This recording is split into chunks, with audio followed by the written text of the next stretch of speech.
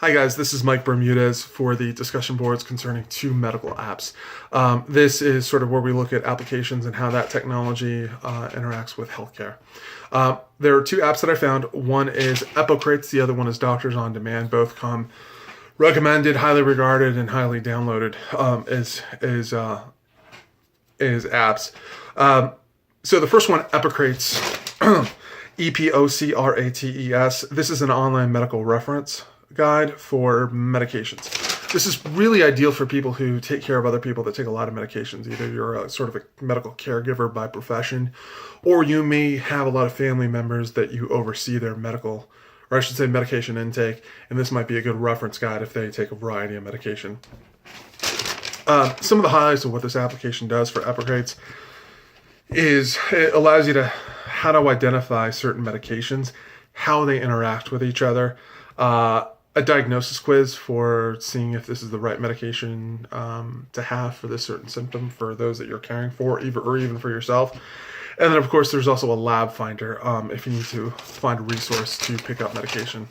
The pros, there was a few of them. I found it easy to use, easy interface, easy layout, super simple.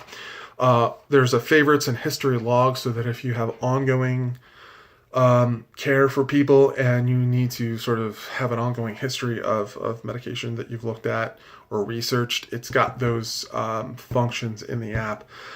Lastly, it's got lots of resources for guides for agencies and studies. So if you need to look at the history of sort of medication, how it's been reviewed, how it's been used, the pros and cons of that, it's got resources for that. The only cons I found was that you have to pay for some of the access to parts of the sites that you really may need. So it's not a free site. Although you'd like it to be, it does take some money to get full access, but I'm sure that's not a big deal for people who need it. The other site is Doctor on Demand. I really liked this one. This is a virtual physician's app for most medical and mental concerns. So essentially it's an application for you to be able to get a lot of medical resource for most medical issues and mental health care issues. It's really for anyone, quite honestly. I would imagine this is someone in the medical field or deals with someone or deals with people that they have to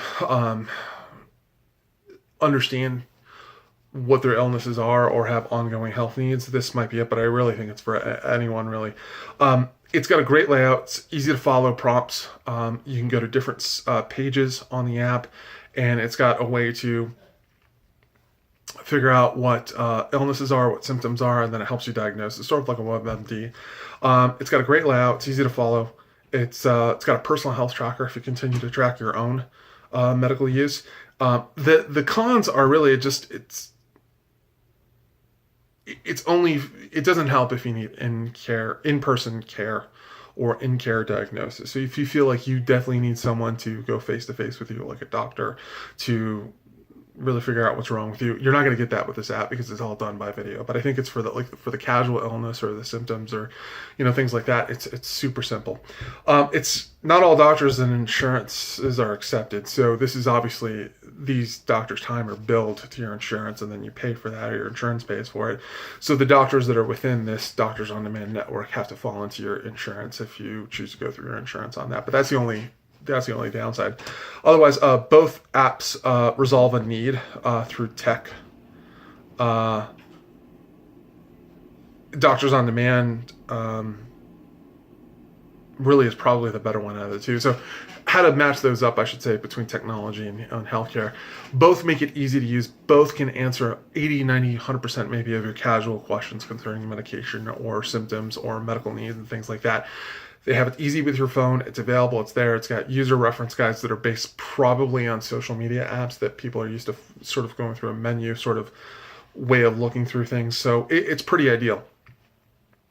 It's a good blend between technology and then healthcare. Although, again, it really just does stop short of really the full medical care experience that we're all used to. And that's where doctors' skill sets really come through and going into labs and going through the whole testing. But it does bridge a gap between people that don't necessarily need to go to the hospital and then people that can get those questions answered at home. Anyway, thank you for your time today. That is the discussion board.